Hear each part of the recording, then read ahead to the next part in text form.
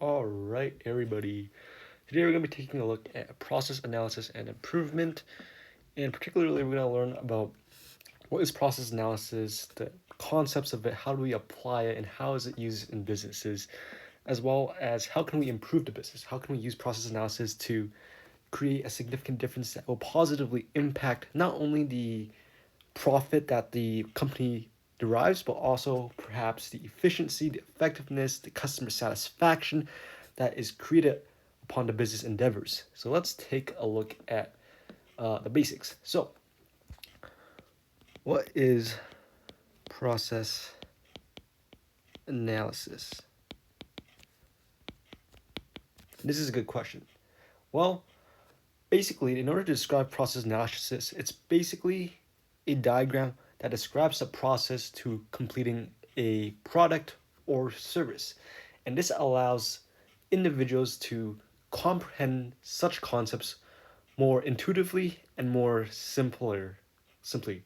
So, whenever you're training employees, this will be beneficial as it will allow them to grasp certain concepts that are required for the job with regards to its obligations. So, some basic symbols that we should consider. Well, okay, let's take a look at what an example of process analysis.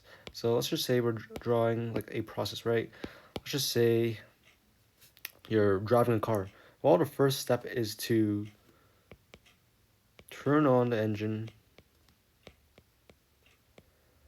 Next step is to perhaps press the brakes plus shift the stick. I like to call it a stick, guys. And maybe perhaps turn on lights. Something along the lines of this, right? So it describes the process, and basically, with regards to the process, we can also add certain values that are important to whatever we're trying to ascertain. So, for example, the time. So maybe this could be like 1 minute. We corroborate that this is 2 minutes. We could derive 3 minutes from this section, and so on. But basically, this allows us to see the overarching concepts and really get a big picture of what is going on. So, with respects to the process analysis, there are a couple of signs that we should consider. So, first sign is this, and this just indicates that something is happening. Next step is waiting slash storage. So let's just say we're putting something, right? We're putting something into the fridge and we're waiting for like 10 minutes. Just say we're baking a cake and we're putting it into the oven for 5 minutes. Well, that's in a way storage, but simultaneously, that's also waiting. I know my writing is a bit confusing, but that's waiting. So, and then lastly, this is the important part. And in every process, there's always going to be this one imperative factor. And the imperative factor is decision making. In your macroeconomics class, you may have learned that individuals in particular businesses and in general in life, we make decisions, right?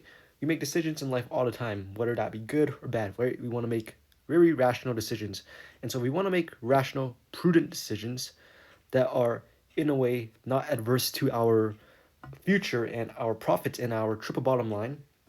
Well, we want to make good decisions. And in order to make good decisions, process analysis helps us procure a reasonable decision that is such foreseeable in the sense that it is positive to our business. So you want to make good decisions. So let's take a look at an example. So let's just say we have a customer, right?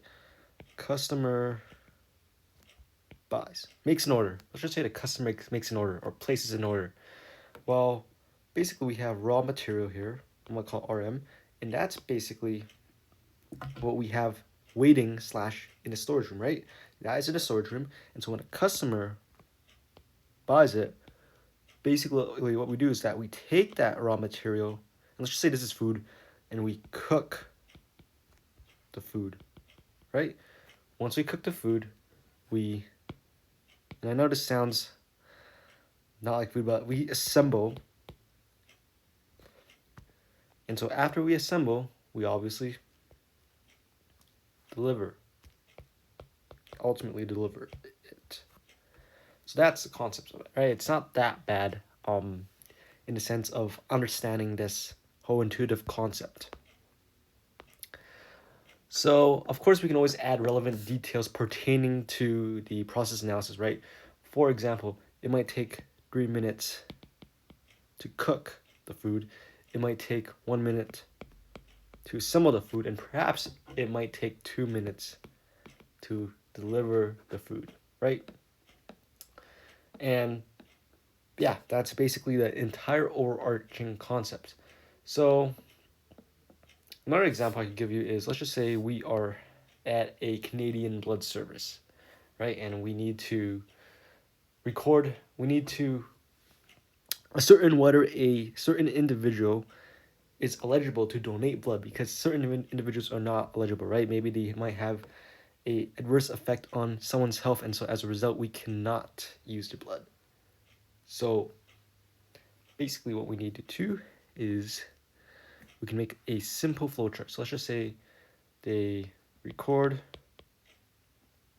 name, then they wait, then they, oh, sorry, that's a square, verify info, oops, they verify info, and then you make a decision, right? Are they eligible? Well,